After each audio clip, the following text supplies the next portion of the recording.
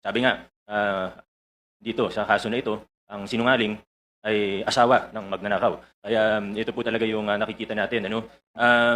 Isang very glaring na kasinungalingan ay yung kahapon po sa statement, sa sworn statement po nila, ay na 2 to 3% lang daw ang kinikita nila sa bawat kontrata.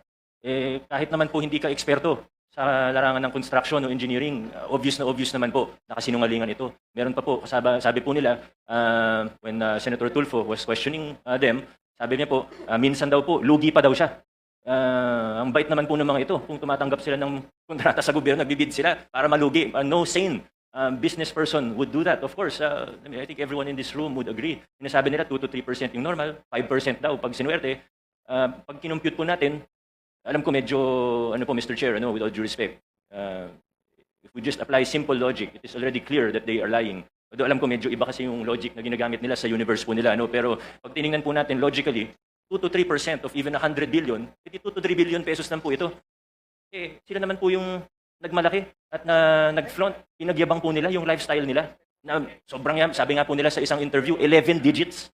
Sabi po nila, pinagyayabang nila, 11 digits. Sabi ni Ma'am si Sara, 11 digits ang assets nila. So hindi bababa sa 10 billion. Nakita po natin, isang jade lang nila sa sa office nila, 100 million na kagad yun. Yung mga sasakyan, if they paid the correct taxes, it would easily reach almost a billion, if not more than a billion. How will you afford that if you're only earning 2 to 3% profit?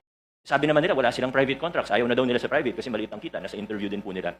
So, buti na lang po ang isda ay nahuhuli sa sarili nilang bibig.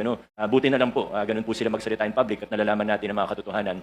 And I don't mean to overstep, Mr. Chair. Please stop me at any time. But I would just like to, siguro hindi naman warning, pero siguro ang aking pag-igayat sa bawat isa, pati na rin sa mga mamamayang, sa ordinaryong mamamayan, na mag-ingat po tayo sa mga naririnig po natin.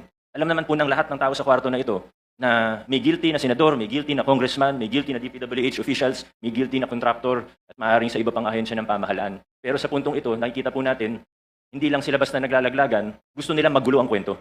Gusto nila lituhin tayo. Gusto nila na hindi na natin malalaman kung ano totoo para eventually mawawala na lang na parang bula. Magkakalituhan na tayo, hindi na natin malalaman kung anong totoo sa hindi. Magbabanggit na lang ng kung ano, na wala naman silang pruweba o ebidensya.